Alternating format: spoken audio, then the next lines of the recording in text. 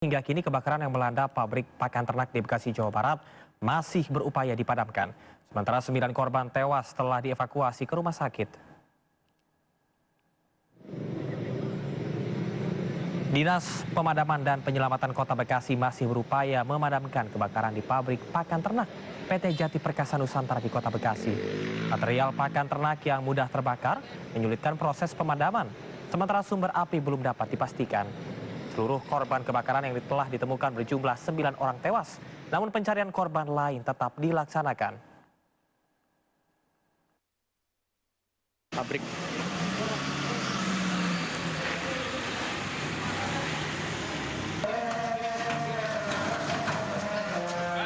Sudah ada 12 kantong jenazah korban kebakaran pabrik di Kota Bekasi, Jawa Barat yang tiba di Rumah Sakit Polri Kramat Jati, Jakarta Timur.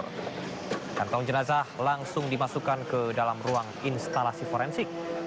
Kepala Rumah Sakit Polri Kramat Jati, Brigjen Prima Heru Yuli Hartono, mengatakan bahwa saat ini pihaknya telah membentuk tim untuk melakukan pemeriksaan DVI maupun proses identifikasi terhadap jenazah korban. Tim tersebut melibatkan kedokteran forensik, DNA forensik, odontologi forensik, psikologi forensik, dan tim antemortem. Pihak Rumah Sakit Polri juga telah membuka posko antemortem untuk menerima data dari keluarga korban yang nantinya akan dicocokkan dengan data postmortem jenazah korban. Hingga dengan saat ini pihak rumah sakit juga masih menerima proses kedatangan kantong jenazah tambahan.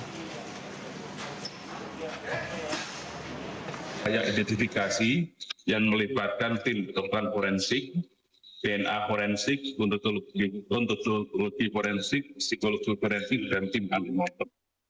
Pemeriksaan ini juga akan melibatkan tim dari SDM maupun FKU dan juga forensik BDFMI Jaya. Dan pemeriksaan ini akan kita lakukan secara teliti. Pemirsa, tim identifikasi Polres Metro Bekasi Kota menyelidiki penyebab kebakaran pabrik PT Jati Perkasa Nusantara di kawasan Brikat Prikolin, Kota Bekasi, Jawa Barat. Polres Metro Bekasi Kota memastikan 3 dari 10 karyawan yang terjebak di dalam pabrik dinyatakan meninggal dunia.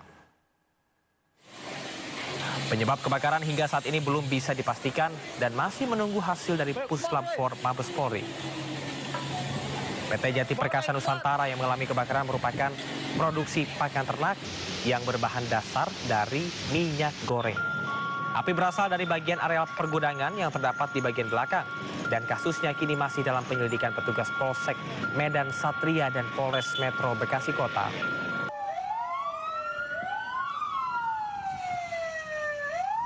Dari pekerja ada 10 orang yang terjebak di dalam. Saat ini petugas masih melakukan pencarian. Dari 10 orang itu baru ditemukan 3 jenazah. 3 jenazah dibawa ke Polri, Pak? Dibawa kemana, Pak? Ke Rumah Sakit Kramat Jati. Kalau yang korban luka dibawa kemana, Pak? Sama, ke Rumah Sakit Kramat Jati juga. Ada korban luka dan ada juga ada korban yang meninggal. Dugaan sementara apa sih, Pak, itu? Belum, masih dilakukan pemeriksaan. Nanti kami juga menghubungi dari Puslab 4 untuk mengetahui penyebab kebakaran. Oleh polisi apa, Pak? Penyebabnya apa? Belum, masih didalami dulu semua. Artinya ada 13 korban, Pak? Ada dua lokasi pabrik. Iya. Gimana sih, Mas, sebenarnya pabrik apa, Pak? Pabrik minyak goreng. Itu Kata sama pakan goreng dan Pakan ya, Pak, pupuk ya? Iya, ada dua lokasi. dan minyak goreng. artinya ada 13 korban meninggal, Pak? Tidak, belum. Yang baru ditemukan baru 3 orang. Tapi 10 ada sabotase, Pak. Belum, masih di...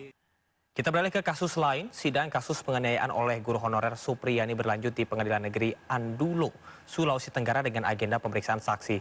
Dalam sidang ini terungkap perbedaan keterangan antara saksi-saksi dan bukti-bukti yang ditampilkan.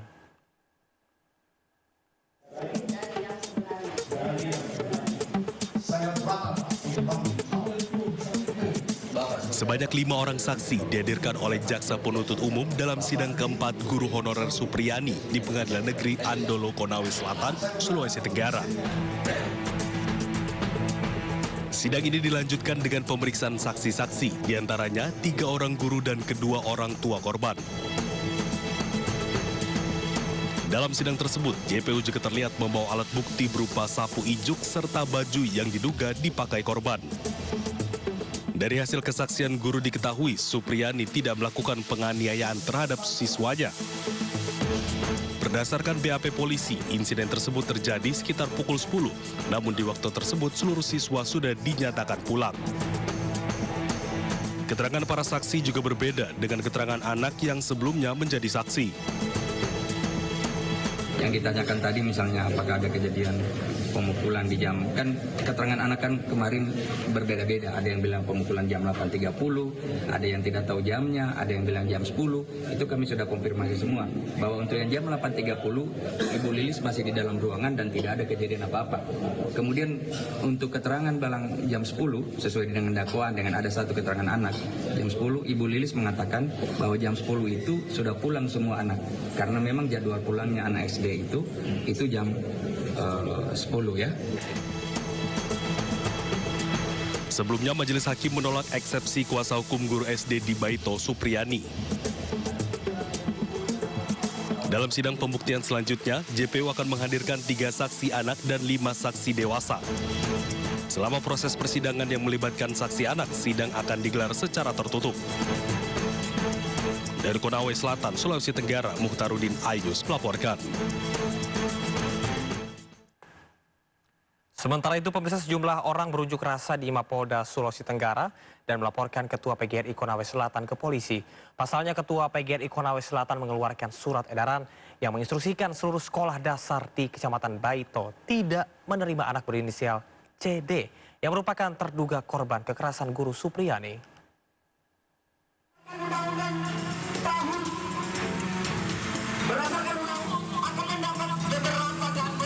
Masa aksi dari Barisan Pemuda Pemerhati Daerah Sulawesi Tenggara menggelar aksi unjuk rasa di kantor Polda Sulawesi Tenggara pada Kamis siang.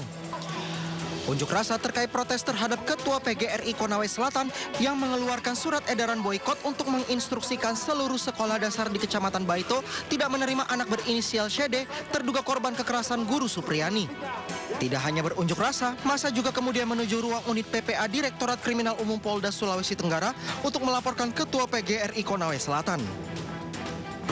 Tujuan laporan kami ini seperti yang saya katakan tadi meminta kepada Kepolisian Provinsi Sulawesi Tenggara untuk menindak tegas oknum Ketua PGRI Kecamatan Baito yang kami duga telah melakukan penyelewengan jabatan dan mengeluarkan hasil keputusan rapat yang kami duga itu mengarah kepada kriminalisasi anak di bawah usia dini. Melarang anak sekolah ya? Iya, melarang anak sekolah. Sementara itu, ibu korban Nur Fitriana sangat menyayangkan adanya surat yang dikeluarkan Ketua PGRI Konawe Selatan. Saya sangat menyayangkan dengan adanya surat edaran dari PGRI Kecamatan Baito yang mengeluarkan anak saya dari sekolah dan melarang seluruh sekolah di Kecamatan Baito untuk menerima anak saya bersekolah. Saya juga sangat merasa sedih karena anak saya sudah tidak bersekolah selama seminggu lebih sejak adanya surat edaran dari PGRI Kecamatan Baito. Nur Fitriana juga berharap anaknya mendapatkan hak diterima kembali untuk menempuh pendidikan dan bersosialisasi tanpa adanya intimidasi dan diskriminasi. Dari Kendari, Sulawesi Tenggara, Febriono Tameng, iNews melaporkan. Mantan Menteri Perdagangan Thomas Lembong kembali diperiksa terkait dengan kasus dugaan korupsi impor gula tahun 2015-2016. Pemeriksaan dilakukan untuk dalami kasus tersebut.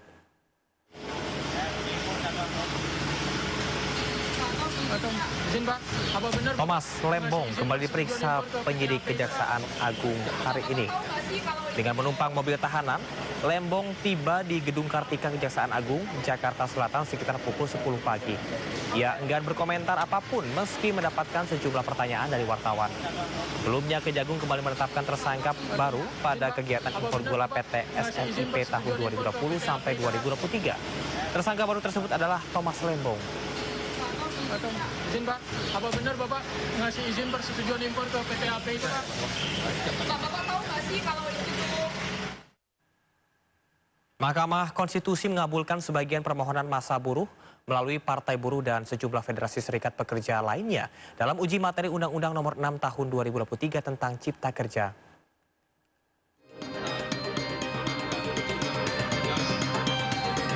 Mahkamah Konstitusi Republik Indonesia menggelar sidang putusan hasil uji materi Undang-Undang Cipta Kerja. Sidang ini dilakukan untuk mengkaji ulang klaster peraturan ketenaga kerjaan yang dianggap merugikan pekerja. Uji materi diajukan oleh Partai Buruh yang menggugat sebanyak 93 petitum atau tuntutan diantaranya adalah masuknya tenaga kerja asing, kontrak kerja, sistem kerja outsourcing, upah murah, pesangon rendah, dihapusnya beberapa cuti panjang dan hak-hak pekerja wanita. MK setidaknya mengabulkan pengajuan konstitusional 21 norma dalam Undang-Undang Cipta Kerja yang dimohonkan. Sementara itu, satu pasal yang dimohonkan tidak dapat diterima, sedangkan permohonan selain dan selebihnya ditolak karena tidak beralasan menurut hukum. Ini adalah kemenangan rakyat yang kedua kalinya. Yang pertama tadi saya sudah jelaskan, ketika MK memutuskan revisi terhadap Undang-Undang Pilkada. Kemenangan kedua yang dilakukan judicial review oleh Partai Buruh adalah kemenangan kaum buruh, termasuk rakyat kecil yang bekerja di sektor informal. Ini adalah kemenangan kita kembali, rakyat, buruh, buruh formal, buruh informal, bahkan kaum petani dan kelas pekerja lain. Diketahui para pemohon mengajukan 71 poin petitum, 7 klaster dalil mengenai tenaga kerja asing, PKWT, outsourcing, cuti, upah, PHK, uang pesangon, uang penggantian hak upah, dan uang penghargaan masa kerja. Dari Jakarta, Nisa Sahib Hoirudin melaporkan. Sementara itu, ribuan buruh melakukan selebrasi usai MK mengabulkan sebagian gugatan uji materi Undang-Undang Cipta Kerja.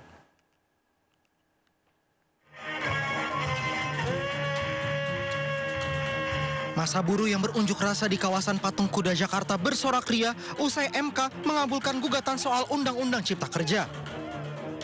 Masa tampak sujud syukur dan bersorak usai MK mengabulkan gugatan soal aturan tenaga kerja asing di Indonesia. Sebelumnya Mahkamah Konstitusi menggelar sidang putusan hasil uji materi Undang-Undang Cipta Kerja. Uji materi dalam sidang ini dilakukan untuk mengkaji ulang klaster peraturan ketenaga kerjaan yang dianggap merugikan pekerja.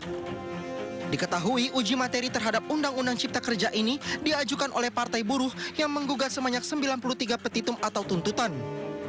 Di antaranya adalah masuknya tenaga kerja asing, kontrak kerja, sistem kerja outsourcing, upah murah, pesangon rendah, dihapusnya beberapa cuti panjang dan hak-hak pekerja wanita. Terkait hal itu, MK setidaknya mengabulkan pengujian konstitusional 21 norma dalam Undang-Undang Cipta Kerja yang dimohonkan. Sementara itu, satu pasal yang dimohonkan tidak dapat diterima sedangkan permohonan selain dan selebihnya ditolak karena tidak beralasan menurut hukum.